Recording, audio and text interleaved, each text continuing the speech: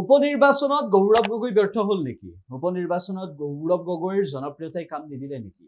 উপনিৰ্বাচনত গৌৰৱ গগৈক বিশ্বাসত ল'ব নোৱাৰিলে নেকি বিহালীৰ জনতাই? এইভাবেই প্ৰশ্ন উত্থাপন হৈছে যে নিজা ক্ৰেডিটত গৌৰৱ গগৈয়ে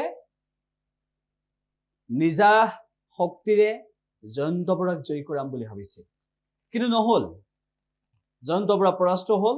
তাৰ পিছত গৌৰৱ গগৈলৈ বিভিন্নজনে আঙুলি উঠালে আৰু অৱশেষত গৌৰৱ গগৈ এই সন্দৰ্ভত মন্তব্য কৰিছে যে বৰ্তমানৰ বাই ইলেকশ্যনৰ পিছত বহুতে সামগুৰি আৰু বিহালী সমষ্টি ৰাইজৰ ওপৰত বিশ্লেষণ কৰিছে,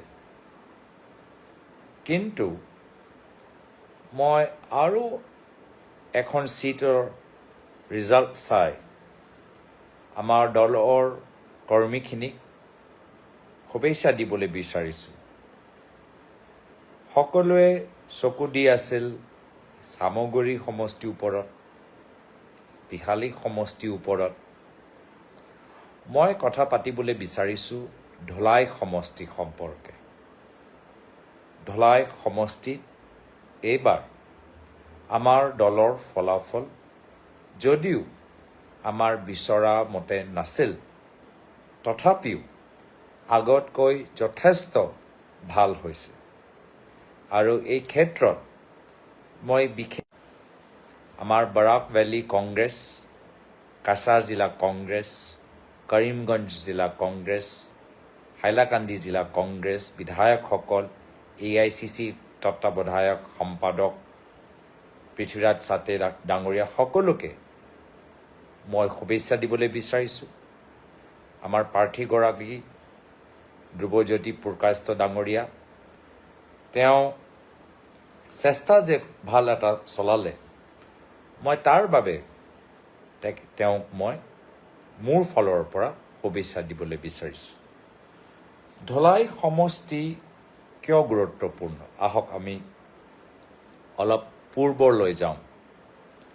ধলাই সমষ্টি যদি আজিৰ পৰা আমি 2016ত আমি দেখা পাওঁ, 16ত আমি যদিও পৰাজিত হ'লোঁ, 16ত আমাৰ পৰাজয় ব্যৱধান প্ৰায় 26,837, প্ৰায় 27,000 ব্যৱধানত আমি 2016 চনত পৰাজিত হ'লোঁ।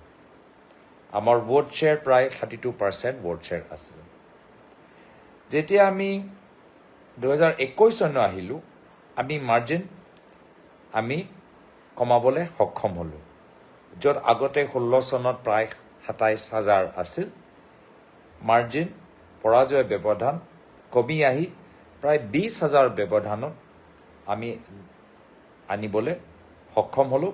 যদিও মই মানিছোঁ, স্বীকাৰ কৰিছোঁ, আমি পৰাজিত হ'লোঁ। আমাৰ ভোট শ্বেয়াৰ য'ত আগতে 32% আছিল, 21 চনৰ নিৰ্বাচনত ধলাই সমষ্টিত আমাৰ ভোট শ্বেয়াৰ হ'ল 41%, আৰু 27,000 মাৰ্জিনৰ আমি পৰাজয় মাৰ্জিনটো আমি 20,000 লৈ আনিলোঁ।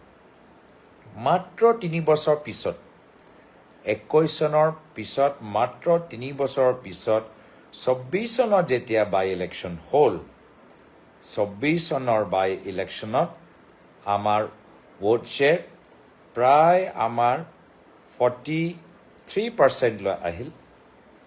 মই নিজে ইলেকশ্যন কমিশ্যন ৱেবছাইটত মই দেখিছোঁ। আৰু আমাৰ ভোটিং পাৰ্চেণ্টেজ যিকোনো খবৰৰ বাবে যোগাযোগ কৰক 7099017330 অথবা 7099017990 নম্বৰত।